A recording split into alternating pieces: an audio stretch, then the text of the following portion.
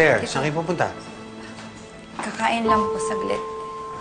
Si Calvin ba nandun kasama ng Tita Glenda nyo? Lumabas lang po saglit ito. Sige, hindi bali. Ako na lang.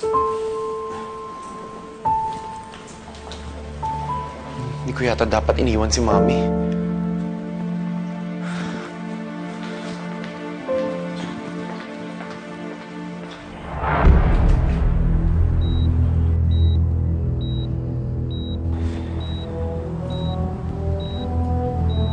Goodbye, Glenda. Kamusta mo na lang ako kay Satanas?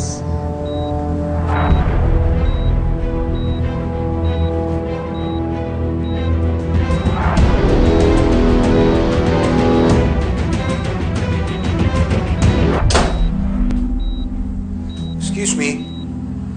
Sino ka?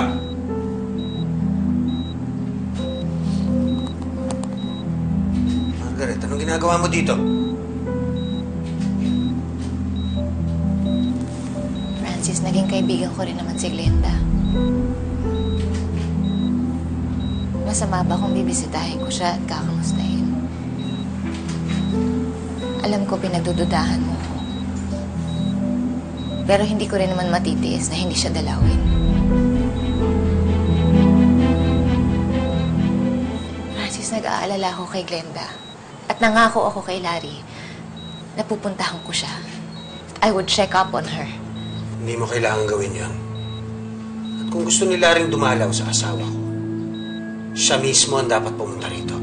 I guess you haven't heard. Umalis siya for a conference. Pero kinulit niya ako. Napuntahan ko si Glenda. Hindi ako naniniwala sa'yo.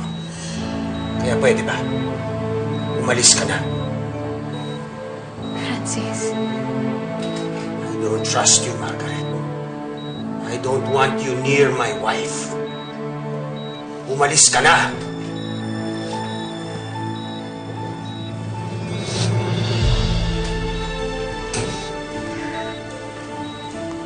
Tita Margaret. Calvin. Kamusta mo na lang ako sa mami mo? Teka po, bakit po kayo umiiyak? Your dad wants me out. Hindi na ako magtatagal. Excuse me.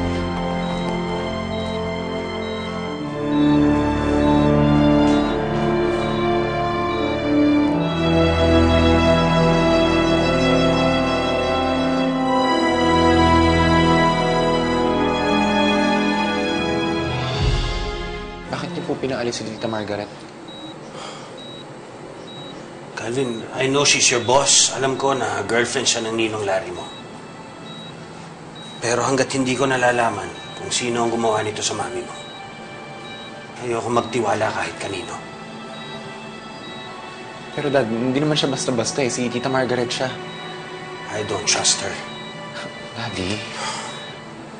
Wala akong tiwala sa kanya. At kung naalala mo, ang mami mo, wala ding tiwala sa kanya. Noong una hindi ko naintindihan. Pero ngayon, medyo naiintindihan ko na. Kaya pwede ba? Wala ako, hindi ko maintindihan. Pero sige po, kung sabi niyo walang tiwala si Mami sa kanya.